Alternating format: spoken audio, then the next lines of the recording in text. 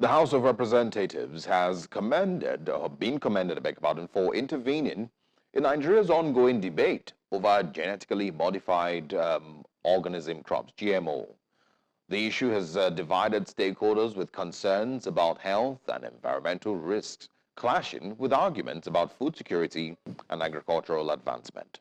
Critics warn that GMOs may harm human health, disrupt ecosystems, and displace local crops. On the other hand, proponents like Professor Mustapha Abdullahi of the National Biotechnology Research and Development Agency highlight GMO's potential to boost yields, improve nutrition, and combat climate change. Though the Nigerian government has approved GMO crops such as BT cotton, GM soybeans, and pod borer-resistant cowpea, the House of Representatives has urged the federal government to suspend the commercialization of genetically modified organism crops in Nigeria. Joining us now is the president of National Ginger Association of Nigeria, Nigerian Madaki. Good morning. Thank you very much for joining us, sir. Good morning. All right. Whilst we hear some... Good to have you, sir. There are different reactions to GMOs and the use of GMOs or the applause of GMOs in Nigeria. I want to find out where you stand. There are those who say that it's something to be worried about, especially with the fact that they've even linked it. There are those who have linked the consumption of GMOs to illnesses and diseases like cancer, but there are others who have said that it's good for climate change and several other issues, and even nutrition. But we'd like to find out what side you're on. Yes, thank you very much. Now, genetically modified organisms, we have to look at it from both the positive and negative sides. Yes, do they increase productivity? Yes. Do they add better nutritional value? Yes. Do they are they pest resistant? Yes. So on the plus sides, they have this fact. But on the negative side is the issue of, and it's a multifaceted argument about this issue of cancer.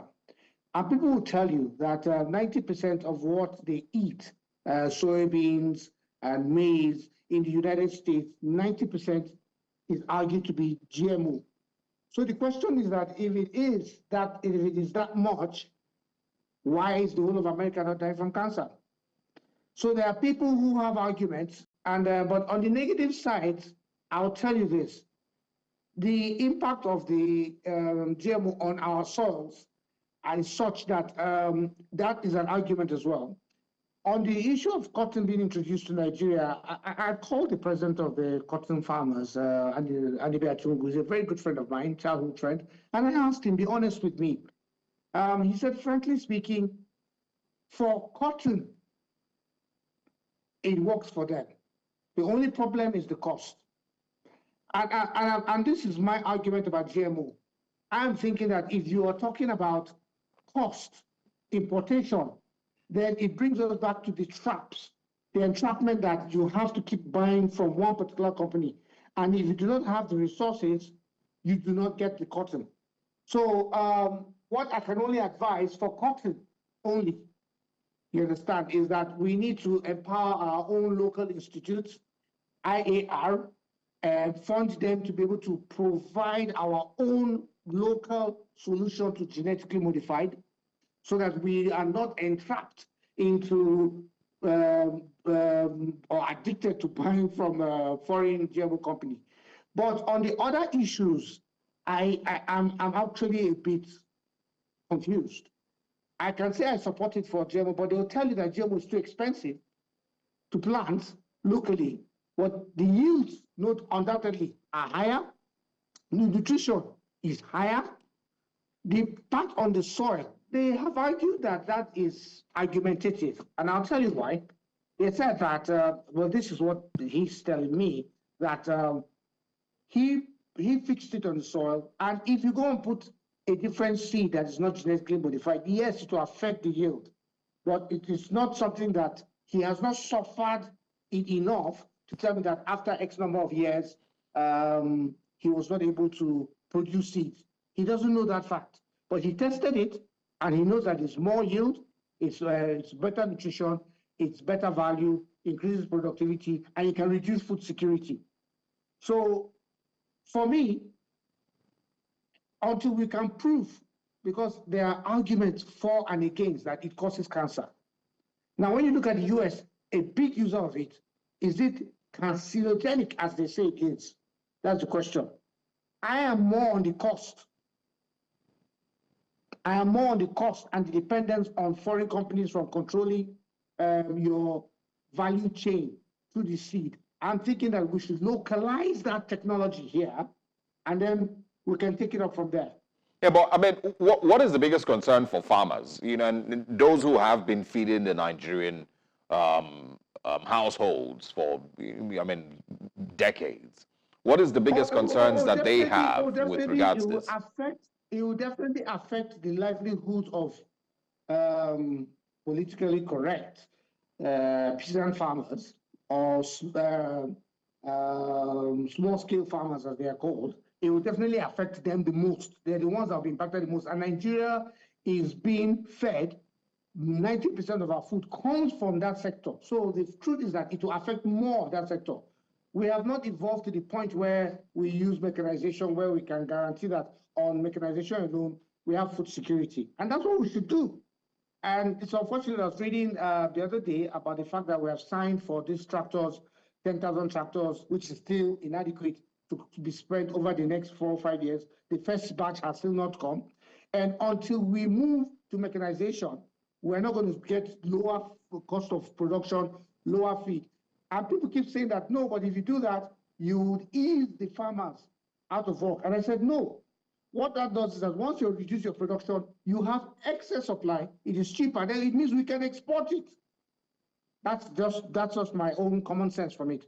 But definitely GMO, based on the costs right now, based on the dollar exchange right now, affects the livelihood of small-scale farmers. So we must find a way, our own local solution for it.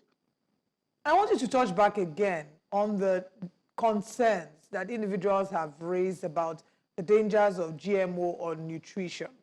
And you would see people putting out tweets saying that a number of farm produce will stay much longer. Whilst on the face of it, you buy peppers or you buy grapes that are seedless, and you have them and they can stay for as long as a month or two and it's not yet bad.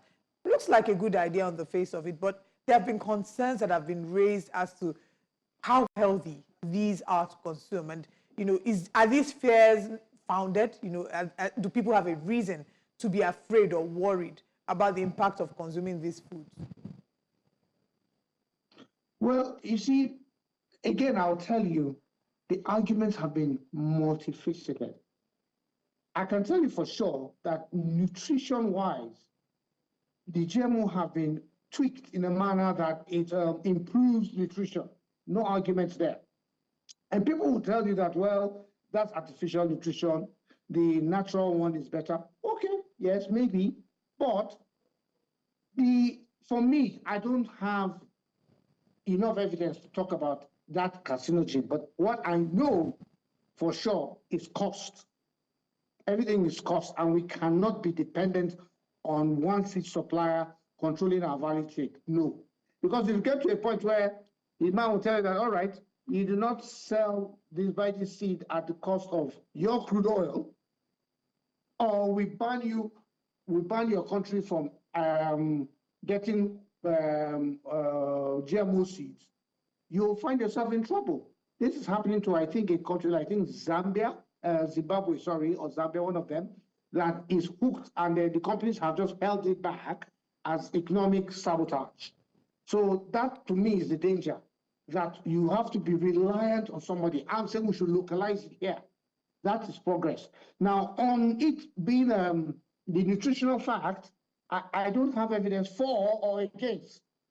So I would always stick to my argument that it is not commercially viable for us to continue to patronize foreign GMOs.